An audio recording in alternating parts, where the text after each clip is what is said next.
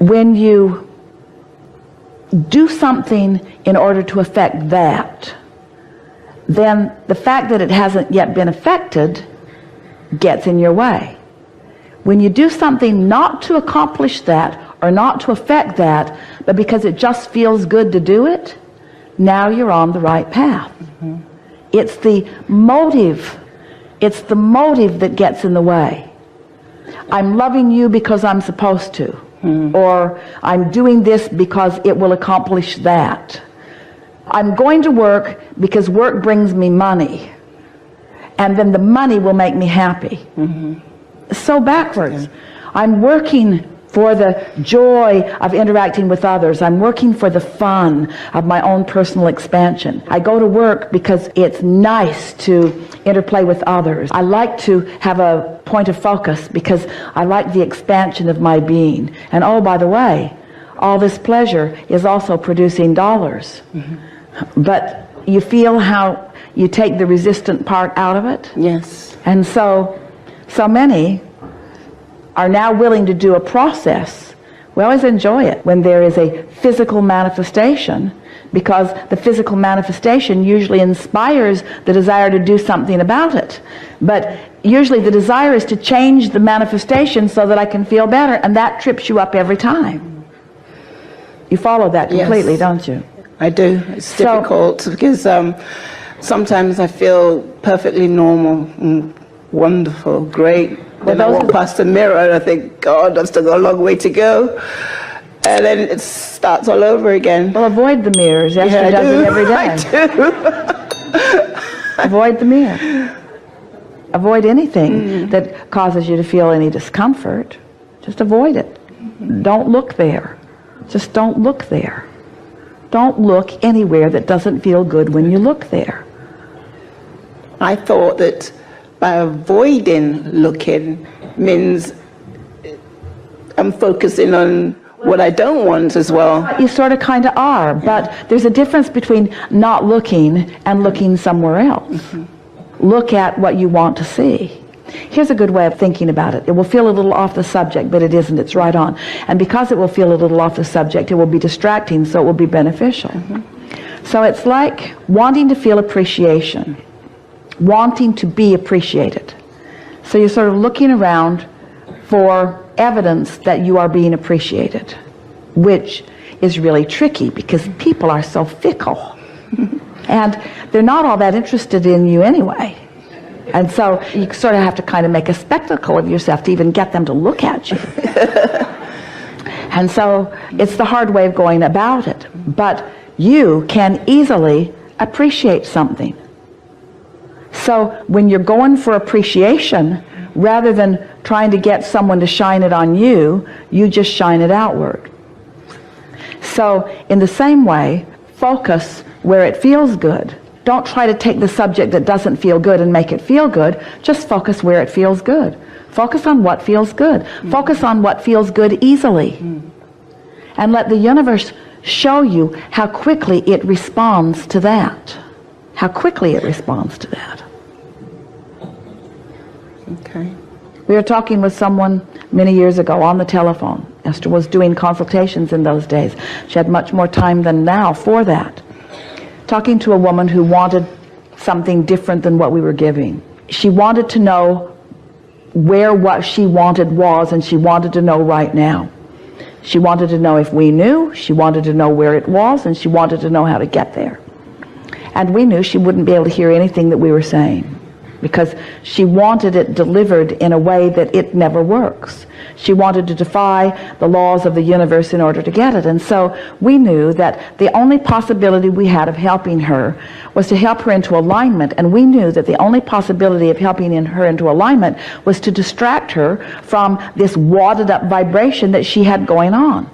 So we said, we would like to talk about blue glass with you. And she said, why? And we said, because you don't have any resistance to it. And she said, I know, I'm not interested in it at all. And we said, which makes it a really good subject. And she said, it's not a good subject to me. Why would I want to talk about something that's not important to me? And we said, because it will offer you a vibration, no resistance. And she said, I don't want a vibration of no resistance. I want what I want, and I want it now. I want to talk about what I want and how to get to it. So we went on anyway. We said, you know, blue glass is really wonderful. It comes in lots of different textures, sizes. Some of it is opaque, some of it is translucent, some of it is transparent, all kinds of different textures. She was not the least bit impressed with the clarity of our vision. And so she said, I don't want to talk about that. We said, then let's talk about butterflies. I don't want to talk about butterflies. There are so many different species of butterflies. They come in all different sizes, all different colors. I don't want to talk about butterflies. Well, then let's talk about feathers. I don't want to talk about feathers either. Feathers, so many beautiful feathers on so many different creatures, all kinds of different feathers. She hung up. She hung up. She hung up, and Esther came out of the room, and she said to Jerry, this one is going to want her money back, and I'm happy to give her her money back because she did not get what she wanted from Abraham. Jerry didn't ask any questions. They were in La Jolla near San Diego, and they went to lunch. So they get out of the car. You've heard this story before, but it matters so much. They got out of the car, and Esther feels this powerful impulse to go into a shop. Now that, in and of itself, is not unusual. But the impulse was so powerful. It was so strong. They were on their way somewhere else. So she's dragging Jerry, kicking and screaming, into the shop with her, to the very back, to the very back, to the very back, and found a room that was ceiling to floor, wall to wall, blue glass, lighted in the most amazing way. And Esther did not make the association at all. They just looked at it. Jerry said, have you seen enough? Esther said yes, and off they went to George's for lunch. So they had lunch. And after lunch, they're walking down to what's called the Cove in La Jolla. Beautiful, beautiful place where the water and the rocks converge. And as they were walking toward these rocks, they're walking across this grassy area. And a flurry of butterflies surrounded them that was so intense they had to stop talking in order not to eat them. It was odd, unlike anything either of them had ever experienced. Jerry said, that was weird. Esther said, yeah, it was. She's still not making the association about the conversation. And then a little boy came running across the grass from way over in the distance. Jerry said, I think he's looking at you like he knows you. Esther said, I know, but I don't know him. He came running, got right up to her and handed her a feather that he had found on the ground, that he was inspired to bring right to her, because he was one of the fairies of the universe in that clear space, a cooperative component, ready to deliver to Esther a powerful message, you see. And then in that moment, Esther explained to Jerry, oh my God, I can't believe it. Abraham was just talking to this woman about blue glass and butterflies and feathers. They spent a minute or two on each subject, and it must have activated in my vibration enough that in this state of non-resistance, the universe is showing me that anything that's active in your vibration is going to manifest, and it's going to manifest fast, you see. But Esther, like the woman, had no resistance to blue glass and no resistance to butterflies and no resistance to feathers. In other words, it was a subject that was clear. And when it was clear and active and therefore in alignment, there was an immediate universal response about it, you see. But there are so many subjects of things that feel like great importance that are not pure in your vibration. Almost nobody that you know in human form is pure about the subject of physical well-being.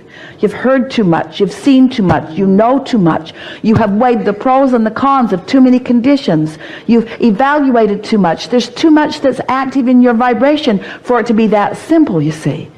But sometimes when you powerfully want something, your desire can override your belief if your belief is soft enough to allow it, you see. You have to distract yourself from hindering beliefs. So you have to goose up the beliefs that help and play down the beliefs that don't help, a little bit at a time. And you've been doing that. That's why you have been receiving steady improvement. Not quick, but steady. And that is enough, you see. But when you grow impatient, in that feeling of impatience, then you're shifting a little. In that feeling of impatience, you're introducing more of the contrary thought. So just hang in there and enjoy the experience of clarifying your vibration. Everybody wants this. This is a journey you really, really, really, really want. You all want clear vibration. Do you know, one who is connected to that pure positive energy is more powerful than millions who are not? And do you realize, you don't quite yet, but you will, how simple it is to offer a singular vibration. All you got to do is stop doing the but part. You've been trained to weigh the pros and the cons and the pluses and the minuses. So many people have been clamoring for your agreement with what they think and your desire to please them by giving them agreement with what they think has got all of you full of split energy. Don't you want to say to the next person that tries to convince you of something, hey, pretty happy in my thoughts about this? What are your thoughts about that? Well, I don't think I'm going to tell you because I sense a conversion coming on. You sort of have trained each other. It comes back to what we were talking about earlier about appreciating rather than being appreciated. In your caring how others feel about you. I stopped caring. Isn't that a wonderful thing? I did. Isn't that a wonderful thing? I had to. Really? Survive, yeah. Really? I had to stop. Really? Had to stop. Are you saying to us that you created a situation to give yourself the greatest gift that anyone could give to anyone? I sure did. I had to. I didn't have a choice. Are you saying to us that you put yourself in a situation where you had to give up something that wasn't serving you? Good job. Good job. And despite all of this, It's the greatest I'm gift. a happy bunny. It's a- Believe it or not, I'm really We believe happy. it. We believe it. Because I know it's going to end. Yeah. I know it just is. I don't know when it's going to happen, but I Doesn't know matter. it's going to happen. Doesn't matter. The greatest gift that you could give anyone or yourself is the gift of freedom from caring what others think. That was Because the when hardest. you care what they think, it splits your energy. And when it splits your energy, you're not mating with your soul. When you're not mating with your soul, you're not experiencing that unconditional alignment. And when you're not experiencing unconditional alignment, there's some degree of negative emotion, so you're not free. Because the only thing that you're trying to get free of is resistance, you see.